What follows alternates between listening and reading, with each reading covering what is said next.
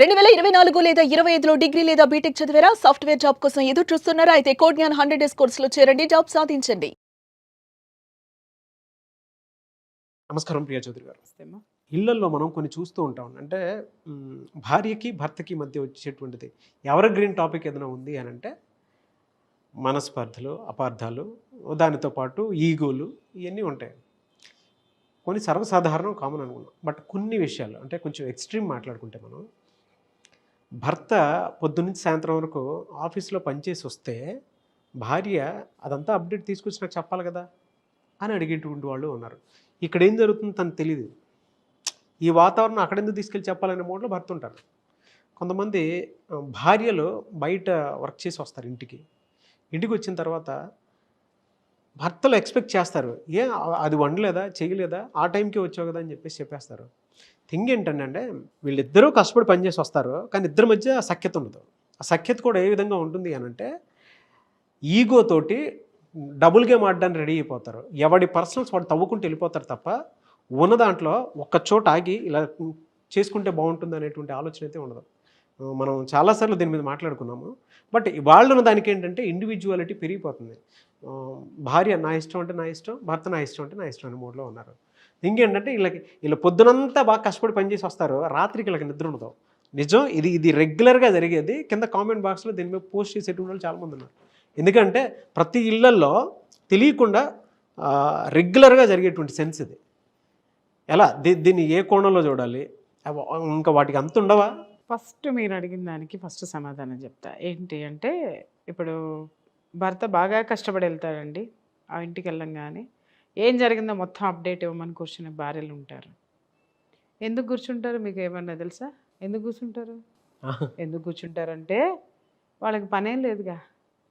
ఎందుకంటే ఇంట్లో గిన్నెలు కడగడానికి పని మనిషి ఉండే, ఇల్లు తొడవడానికి పని మనిషి ఉండే, తర్వాత బట్టలు ఉతకడానికి వాషింగ్ మెషిన్లు ఉండే, అన్నీ ఉన్న తర్వాత ఇంట్లో వాళ్ళకి బ్రెయిన్ అంతా ఎక్కడ ఆలోచిస్తుంది అని అంటే మొగుడు ఏం చేస్తున్నాడు అనే దాని మీద, మొగుడు ఏం చేస్తున్నాడో తెలుసుకోవాలనే దాని మీద.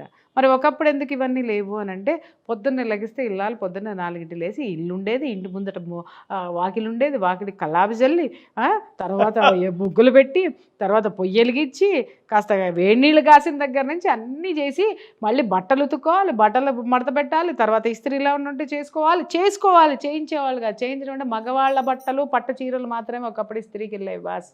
ఈ రోజున పిల్లాడు వేసుకునే షెడ్డీ దగ్గర నుంచి పోతుంది ఇస్త్రీకి. ఇవన్నీ ఎవరు చేసేవాళ్ళు అంటే ఇంట్లో ఉన్నటువంటి ఇల్లాలు చక్కగా తన పని తాను చేసుకునేది. అది బానిసత్వం కింద కూడా ఒకప్పుడు మారింది, దాన్ని నేను ఖండిస్తున్నాను. కానీ తన డ్యూటీ ఎంత పర్ఫెక్ట్గా ఉండేది అని అంటే వాళ్ళు దానికోసమే ఉండేవాళ్ళు. ఇంకా వాళ్ళకి సంపాదించడం, బయటికి వెళ్ళి సంపాదించడం అనేటటువంటి కార్యక్రమం వాళ్ళకి పెట్టేవాళ్ళు కాదు మగవాళ్ళు. సో ఆవిడ పని ఏంటి అని అంటే పొద్దున్నే లేవగానే ఇంటిని చక్కబెట్టుకోవాలి, అలాగే తను చక్కగా ఉండాలి, అలాగే ఉన్నటువంటి పనులన్నీ కూడా తనొక్కటే చేసుకోవాలి. పని వాళ్ళు లేరు. పని వాళ్ళు ఉన్నారంటే బాగా బలిస్తే తప్ప పని లేదు. ఈరోజు పని వాళ్ళని పెట్టుకున్న తర్వాత అందరికీ బలిసిపోయింది ఒళ్ళు.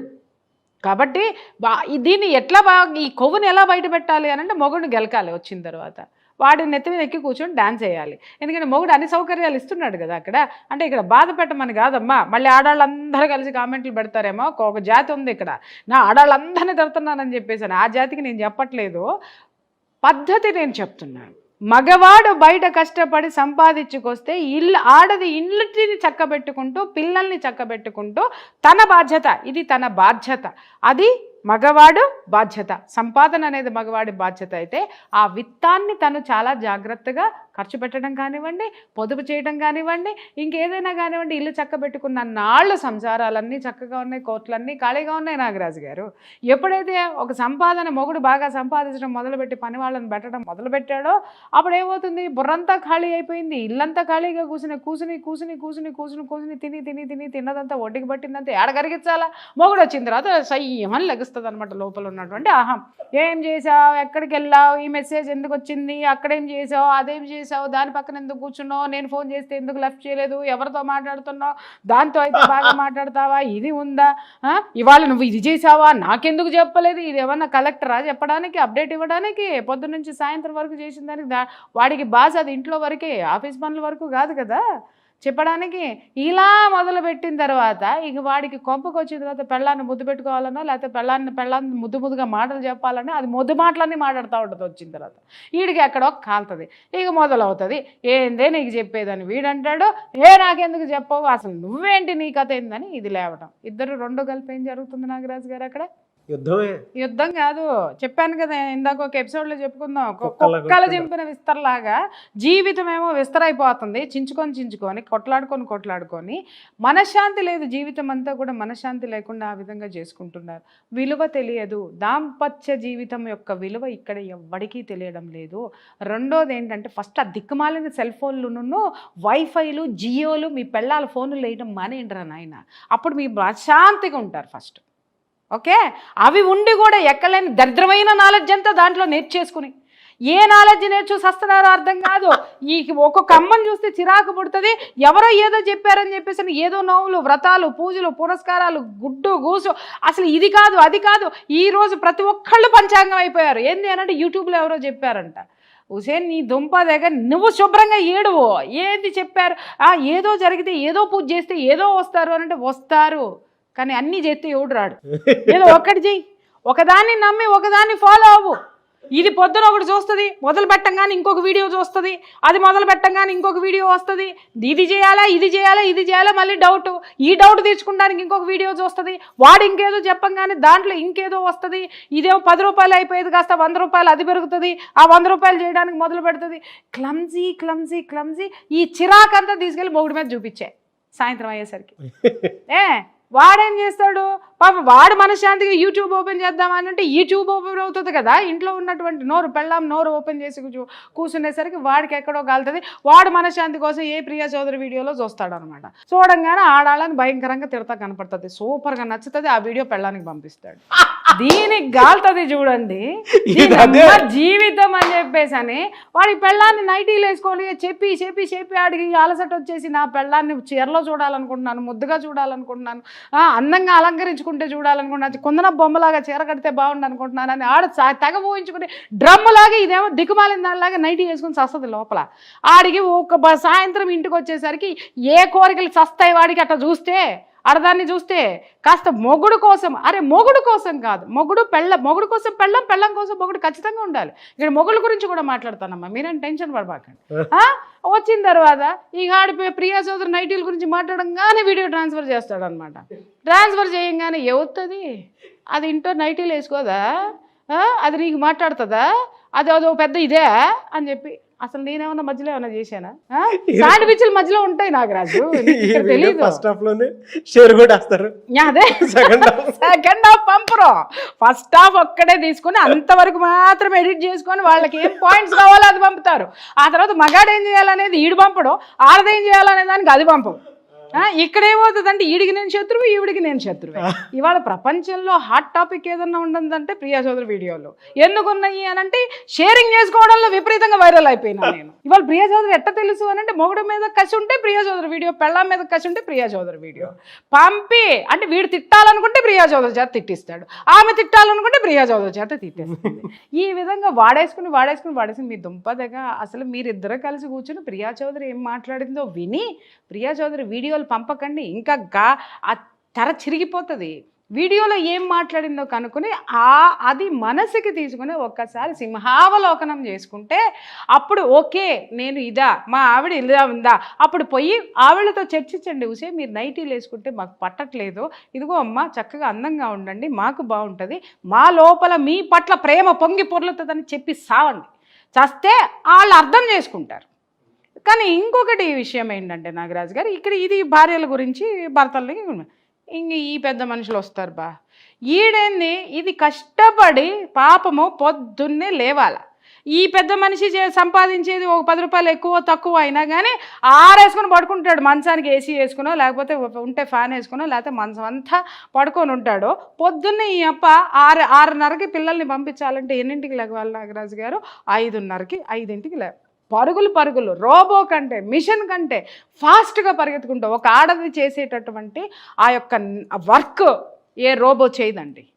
ఆ రోబోకి కూడా మనము అక్కడ సెట్ చేయాలి, ప్రోగ్రామ్ సెట్ చేస్తేనే అది చేస్తుంది. కోడింగ్ చేస్తే కానీ ఈ ఆడదాని మైండ్లో, గృహిణి అనేటటువంటి మైండ్లో ప్రోగ్రామింగ్ నిజంగా చెప్తున్నాను, ఈ విశ్వం మొత్తం కూడా నిండిపోయి ఉంటుందండి. విశ్వంలో ఎంత ప్రోగ్రామింగ్ ఉందో అంత ప్రోగ్రామింగ్ ఒక ఆడదాని బ్రెయిన్లో ఉంటుంది. చూడండి, ఎవరి వల్ల, ఒక మగాడి వల్ల అవుతుందా సార్? ఓ పక్క పొయ్యి మీద కాఫీ పెడుతుంది, పిల్లలకి వేడి నీళ్ళు పెడుతుంది, పిల్లల్ని లేపాలి, టిఫిన్ చేయాలి, వీళ్ళకి టిఫిన్లు చేసుకోవాలి, వీళ్ళకి బాక్సులు, పిల్లలకి బాక్సులు, మళ్ళీ ఒక రోజు పిల్లలు వెనక్కి తీసుకొచ్చారంటే వాళ్ళకి ఇష్టమైనవి వండాలి, మళ్ళీ వీళ్ళకి ఇష్టమైనవి చేసుకోవాలి, లేదా వాళ్ళకి ఇష్టమైనవి పెట్టి అదే వీళ్ళు తినాలి. ఇన్ని త్యాగాలు చేసుకుంటూ, ఇంత చాకరీలు చేసుకుంటూ భార్య చేస్తే ఆవలించుకుంటూ ఏదలాగా లేచి కూర్చుంటాడు. కూర్చున్న తర్వాత కాఫీ తీసుకెళ్ళి ఇవ్వాలి పెద్ద మనిషికి, దాగుతాడా, తర్వాత కింద చెప్పులు కూడా పెట్టాలి బాత్రూమ్కి వెళ్ళడానికి. కొంతమంది మహాపురుషులు అబ్బో ఎంతమంది ఉంటారో చెప్పలేదు. పోయిన తర్వాత బ్రష్ కూడా నోట్లో పెట్టాలి. నా నోటికి ఇంక ఎక్కువ వస్తాయి, ఇంక ఇద్దరితో ఆపేస్తాను నేను. పెట్టి బ్రష్ చేసుకున్న తర్వాత ఇస్త్రీ బట్టలు అక్కడ పెట్టాలి. వీడేమన్నా హ్యాండిక్యాప్డ్ అండి? నాకు అర్థం కాక అడుగుతాను. వాడి పని వాడు చేసుకోలేడా? పెళ్ళామంటే ఎన్ని చేస్తుందండి నాకు. తర్వాత మళ్ళీ ఇది పరుగులు పెట్టాలి. ఈ పెద్ద మనిషి మాత్రం స్కూటరో కారో వేసుకుని బుర్రను పోతాడు. అదే క్యాబ్లోనో సావాలి, ఏది ఆ కార్లోనో దేంట్లోనో దాని అది సావాలి. వీడికంటే ₹1 ఎక్కువ సంపాదించిన సాయంత్రం అయ్యేసరికి దాని రూపాయిని వీడు ఎలా పొదుపు చేస్తాడో దానికి ఎక్స్ప్లెయిన్ చేస్తాడు. వీడు రూపాయి తీయడండోయ్, వీడు ఎంత సంపాదిస్తున్నాడో చెప్పడండోయ్, వీడు ఏం చేస్తున్నాడో కూడా చెప్పడండోయ్. కానీ దాని రూపాయి అది ఎలా దుర్వినియోగం చేస్తుందో, పొరపాటున అదేమన్నా చీర కొనుక్కుంది అనుకుందాం, పొరపాటున పుట్టింటికి ఒక ₹100 పంపించింది అనుకుందాం, లేకపోతే ఇంకేదైనా పుస్తకం ఏమండి పలానా అది కొనుక్కుందాం అని అందో, అసలు దీనికి పొదుపు కథలు చెప్పేస్తాడు అనమాట. ఇది ఎలా బతకాలో చెప్పేస్తాడు, ఇది ఎలా వేస్ట్ చేసేస్తుందో చెప్పేస్తాడు. అసలు విషయం ఏంటంటే ఇది కట్టుకుందో ఒక వేస్ట్ గాడిని. అది వాడు గుర్తిస్తే ఇంకా బాగుంటుంది. ఈ మాటలు అయితే మాట్లాడు. దాని జీతం మీద హక్కులు, జీవితం మీద హక్కులు. సార్ ఇంత బండ చాకిరి, బిడ్డలు రాగానే వినండి, బిడ్డలు రాగానే మళ్ళీ వాళ్ళకి టిఫిన్లు కాఫీలు వీడికి అన్నీ చేసి మళ్ళీ ఆఫీస్కి సంబంధించినటువంటి వర్క్ మళ్ళీ అప్డేట్ చేసుకొని మళ్ళీ పడక మీదకి వెళ్ళేసరికి 12-12:30 ఒళ్ళు హోనం సార్. అప్పుడు ఈ పెద్ద మనిషికి ఈ లోపు కనుక వాడికి ఒక రొమాంటిక్ ఫీలింగ్ వచ్చింది అనుకుందాం, దాని దుంపదగ జీవితం అది వర్క్లో ఉండనివ్వండి, ఏముండనివ్వండి, ఏదైనా చేయనివ్వండి, వాడి కోరిక తీర్చాల్సిందే. వచ్చి తీర్చలేదో ఇక సార్ ఫోన్లు వెళ్తాయి సార్. నిజంగా చాలా దరిద్రమైనటువంటి మెంటాలిటీ ఉన్న మగాళ్ళని బోల్డ్ కేసులు చూశాను నేను. వాడి అమ్మకి పోయి కూర్చొని చెప్తాడు ఫస్ట్ ఇది నా దగ్గరికి రావట్లేదని, ఆడ అక్కకి చెప్తాడు, ఆడి చెల్లికి చెప్తాడు. ఈయనవి కూడా ఎట్టంటాయో నాకు అర్థం కాదండి. అంటే వీళ్ళు కూడా అట్టాగే చెప్పుకొని వస్తున్నారా బయటకు వచ్చి? ఈడి అమ్మకో తమ్ముడికో అన్నకో చెప్పుకొని వస్తున్నారా? చెప్పుకుంటారేమో, నాకైతే అర్థం కాదు, నాకు తెలియదు. ఫస్ట్ అక్కడి నుంచి మొదలు పెడితే బంధువులు వాళ్ళు వీళ్ళు అందరికీ వాడు పోయేది రోజు పోతానే ఉంటాడు పెళ్ళాం దగ్గరికి. పాపం అది రావాల్సిందే, వీడి కోరికలు తీర్చాల్సిందే. ఎప్పుడన్నా ఒక రోజు ఒంట్లో బాగోకోళ్ళు వీలుగాకో ఏదన్నా అయితే సతాయింపులండి, రాదు రాదు రాదు రాదు రాదు రా సార్. ఇట్లా మనసుని హింస పెట్టేస్తుంటే శారీరకంగా కష్టపడాలి, ఫైనాన్షియల్గా సంపాదించాలి, తర్వాత బయట ఉండే ఇంకొకటి కూడా ఏదైనా గొడవ వచ్చిందనుకోండి, ఈడు పోడు మళ్ళీ లోపల నుంచి ఈవిడే చక్కబెట్టుకు రావాలి. అర్థమైందా? మళ్ళీ దీని ఇన్ఫ్లుయెన్స్ వీడికి కావాలి. మట్టసంగా కూర్చుంటాడు, మహారాజులాగా కూర్చుంటాడు. అందరూ అమ్మో అసలు అన్నయ్య గారికి నోట్లో నాలుగు ఉంటుందండి, ఎంత మంచివారో మా వారే. ఎందుకంటే అన్నీ ఇది చక్కబెడుతుంది కదా పిచ్చముండల్లే, అందుకని వారు మంచివారు. నోరు తెరిసి ఎప్పుడైనా ఇది కనుక నోరు తెరిసి వాడి గురించి చెప్పడం మొదలు పెడితే జనాలు నమ్మరు సార్. ఎందుకని అంటారేమో, నోరేసుకుని పడిపోయేది ఇది కనపడుతుంది కదా ప్రపంచంలో. నోరేసుకుని ఏ సమస్య వచ్చినా నోరేసుకుని పడ్డానికి దీన్ని దోస్తాడు ప్రపంచంలోకి, ఇది కనపడుతుంది. వాడు కింద నల్లిలాగా దాని రక్తం ఎంత పీలుస్తాడో ఎవరికి తెలుసు సార్? ఎంతమందికి తెలుసు సార్? దాని రక్తం ఎంత పోయిందో ఎవరికి తెలుసు సార్? భార్యాభర్తలు అంటే ఎలా అయిపోయిందంటే 5 నిమిషాల కోరిక తీర్చుకునేటటువంటి వస్తువుల కింద తయారైపోయినారు ఇవాళ. నిజంగా చాలా చాలా చాలా జాలి పడుతున్నాను వాళ్ళ మీద. నాకు అద్భుతమైనటువంటి సింపతి అయితే మాత్రం ఉంది నాకు, టు బి ఫ్రాంక్ అయితే. ఈ పెళ్ళి అంటే ఏంటి అని అంటే ఆడటు ఈడిటు ఉండలేక ఇద్దరూ కలిసి ఒక గొడుగు కిందకి ఎందుకు వస్తారు? ఎవరికైనా అవగాహన ఉందా? కట్నం కోసం ఒకటి చెప్తాడు, ఆస్తి వస్తుందని ఒకటి చెప్తాడు, ఉద్యోగం చేసే పెళ్ళాన్ని దొరికితే నన్ను పోషిస్తుందని ఒకటి అనుకుంటాడు, లేకపోతే వాడిని చేసుకుంటే వాడు అన్ని కార్లు ఉన్నాయి అన్ని మేడలు ఉన్నాయి కాబట్టి ఇది నేను చేసుకుంటున్నానని ఇది వస్తుంది, లేకపోతే ఏవో ఆర్థిక పరమైనటువంటి లావాదేవీలు తప్ప హార్దికపరమైనటువంటి మానసిక సంతృప్తితో కూడినటువంటి దాంపత్య జీవితాలు ఎన్నున్నాయి వాళ్ళ జీవితంలో చెప్పండి ప్రపంచంలో? తెలుసా అసలు వీళ్ళకి ఎవరికైనా? ఒక్క విషయం ఇక్కడ తెలుసుకోండి నాగరాజు గారు, దాంపత్య జీవితం అనేది, ఆ సంసార జీవితం అనేది ఎంత అద్భుతంగా ఉండాలి అని అంటే నీ జీవితం మొత్తం దాంట్లోనే ఉంది, నీ తలరాత దాంట్లోనే ఉంది, నీ యొక్క జీవన విధానం దాంట్లోనే ఉంది, నీ బిడ్డల యొక్క భవిష్యత్తు కూడా దాంట్లోనే ఉందన్న సత్యాన్ని ఈ దంపతులు తెలుసుకుంటే అద్భుతం. ఇది ఏంటి అనంటే, ఎవ్వడూ కూడా నేనెందుకు ఇలా ఉన్నాను అనే అసంతృప్తితో ఉండే కంటే నేనెందుకు ఇలా ఉన్నానో ఒక్కసారి చర్చించుకుంటే నేను నా జీవితాన్ని బాగు చేసుకోగలనేమో అనేటటువంటి ఆలోచన ఎవరికైనా వస్తే గనక అద్భుతం నాగరాజు గారు వాళ్ళని వాళ్ళు తెలుసుకుంటే దాంపత్య ఎలా జీవితం. అంటే వాళ్ళని ఈ వీడియో చూసిన తర్వాత మమ్మల్ని మేము తెలుసుకోవాలనుకుంటున్నామని వైఫ్ అండ్ హస్బెండ్ కావచ్చు, లేదా వైఫ్ అయినా హస్బెండ్ అయినా సరే, ఇండివిజువల్గా అయినా సరే, సో కొంత ఉడుకుల పరుగుల జీవితం నుంచి బయటికి రావాలి అనేటువంటి ఆలోచనతో సరే ఏదైనా ఉరుకుల పరుగుల జీవితం కాదు నాగరాజు గారు, మెటీరియలిస్టిక్ లైఫ్ నుంచి అర్థమైందా మోరలిస్టిక్ లైఫ్లోకి ఎలా రావాలి అనేటటువంటి ఆలోచన ఉంటే కనుక, ఆ మోరల్స్ ఏంటి తెలుసుకుంటే కనుక ఏ ఒక్క కుటుంబంలో కూడా భార్యాభర్తలు అనేటటువంటి వాళ్ళ మధ్య పొరపచ్చాలు అనేవి డెఫినెట్గా ఉండవండి. ఇది ఎంత బిగ్ సబ్జెక్ట్ అంటే అంత big subject Nagaraju. Thank you అండి, thank you so much Priya Chowdary garu. Thank you.